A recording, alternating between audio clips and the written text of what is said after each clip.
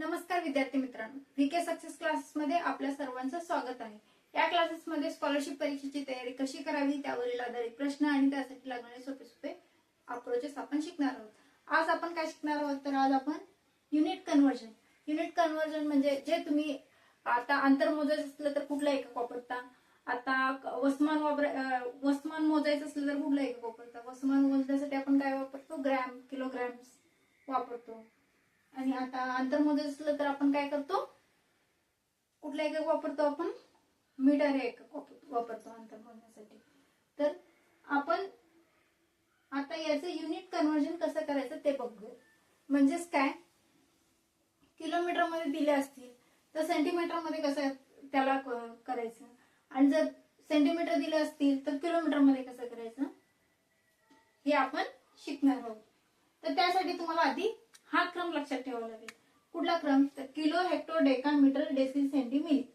Kilo, hecto, deca, metre, deci, centi, milli. Kilo, hecto, deca, metre, deci, centi, milli.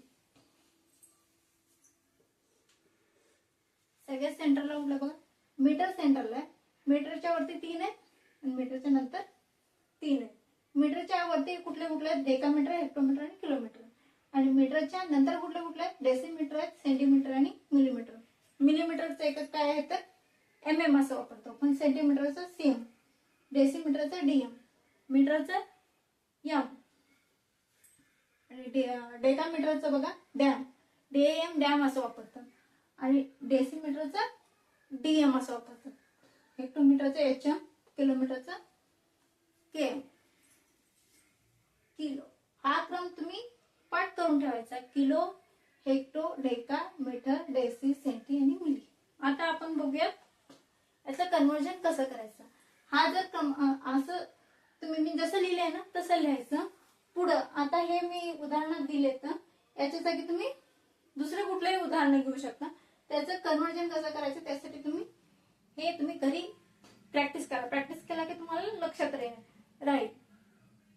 आता आपण बघूया त्याचं conversion कसं करायचं। तर आता आपल्याला इथं काय दिलंय, 4 एक्झाम्पल आपण उदाहरणात काय कुठलं घेतलंय तर 4 मीटर असं घेतलं। आता मीटर याच्यामध्ये या चार्ट मध्ये कुठे आहे, इथे, आणि किती दिलं, 4 मीटर दिलं, म्हणून 4 इथे लिहिलं। आणि आपल्याला कशामध्ये पाहिजे, सेंटीमीटर। मग सेंटीमीटर मीटरच्या वर आहे का खाली आहे, खाली आहे। म्हणजेच आपण काय करणार आहोत, 2 पायऱ्या खाली उतरलो। 2 पायऱ्या खाली उतरलो म्हणजेच काय, 2 शून्य दिलो, म्हणजेच काय त्याचा अर्थ काय होतो, 4 मीटर म्हणजे 400 सेंटीमीटर। आता बघा दुसरं उदाहरण काय दिलं त्यांनी, 5 किलोमीटर दिलं। किलोमीटर कुठे येतं या चार्ट मध्ये, किलोमीटर इथं वरती, आणि आपल्याला किलोमीटरचं कशामध्ये कन्व्हर्जन करायचंय, डीएम म्हणजेच काय, डेसिमीटर मध्ये। डेसिमीटर कुठे आहे, इथे। तर आपण काय करणार, 1 2 3 आणि 4 पायऱ्या काय केलो आपण, उतरलो। 4 पायऱ्या उतरलो, म्हणून काय केलं आपण, 5च्या पुढं 4 शून्य लिहिलो। म्हणजेच काय झालं, 5 किलोमीटर म्हणजेच 50,000 डेसिमीटर। आता आपण 6 मिलीमीटर, 6 मिलीमीटर कुठे आहे बघा याच्यामध्ये, इथं मिलीमीटर आहे, म्हणून आपण 6 मिलीमीटर दिले, म्हणून आपण 6 इथे लिहिलो। आपल्याला कशामध्ये पाहिजे, आता कशामध्ये पाहिजे आपल्याला, मीटर मध्ये। मग मीटर बघा याच्यामध्ये कुठे, मीटर इथे आहे।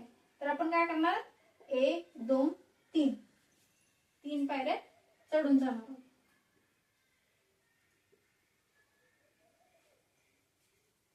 आपण किती पायऱ्या चढलो, 1 आणि 2, आणि मीटरला पोहोचलो, म्हणजेच काय 0.06,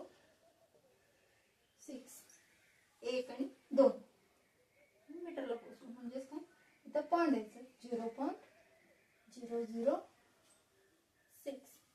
आता आपल्याला 2 हेक्टोमीटर दिले, हेक्टोमीटर कुठे आहे, इथे, किती दिले, 2, आणि आपल्याला पाहिजे किती, किलोमीटर, म्हणजेच काय आपण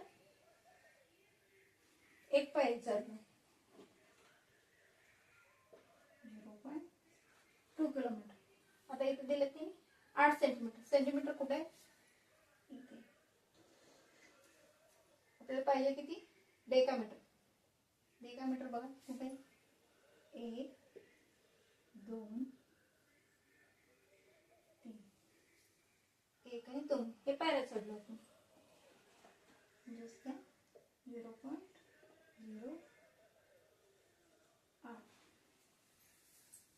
चला तर मग आज तुम्हाला कळालं असेल की युनिट कन्वर्जन कसं करायचं. त्यासाठी तुम्हाला हा क्रम लक्षात ठेवावा लागेल. सेंटरला मीटर येतो, मीटरच्या वरती डेकामीटर, हेक्टोमीटर, किलोमीटर येतात, मीटरच्या खाली डेसिमीटर, सेंटीमीटर, मिलीमीटर. हे चार्ट असं बनवायचं आणि थोडं प्रॅक्टिस करायचं. प्रॅक्टिस केलं की खाली उतरल्यानंतर काय होतं, खाली उतरायला लागलं असेल तर आपल्याला पुढे शून्य द्यायचं आणि वर चढत जायचं असेल तर पॉइंट मध्ये राहायचं.